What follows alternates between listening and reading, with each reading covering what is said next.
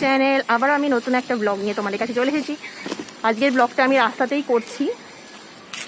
তো আর একটা কথা, হ্যাঁ আমরা কালকেই নতুন ফ্ল্যাটে শিফট হয়ে গেছি। তো একটু নিচে বেরিয়েছিলাম বাজার করতে, কারণ আজকে হচ্ছে শৌর্যার 4th বার্থডে।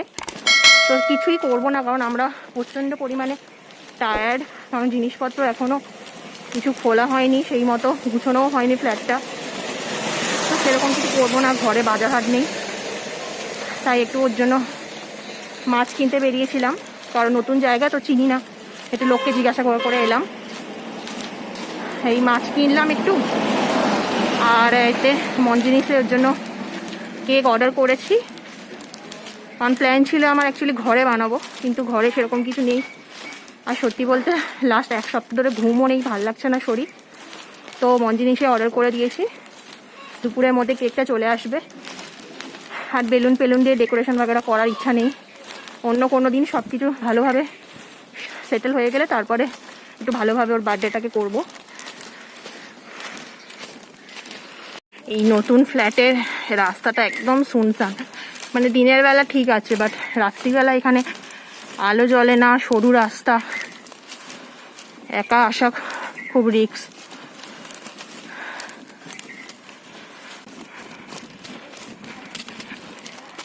বার্থডে বয় শাহরু, সবাইকে তো হাই বলে দাও।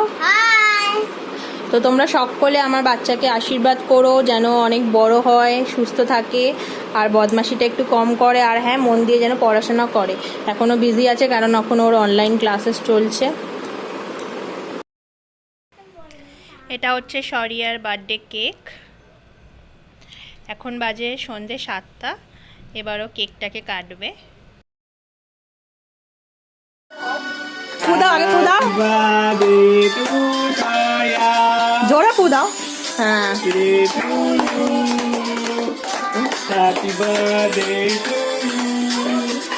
ভালো করে কাটো, ভালো করে।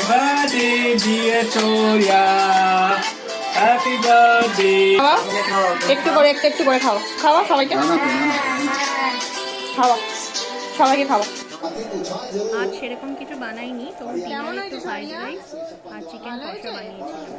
আচ্ছা হ্যাঁ এদিকে তাকাও। ভিডিওটা আমি এখানেই শেষ করলাম। Tata, bye bye.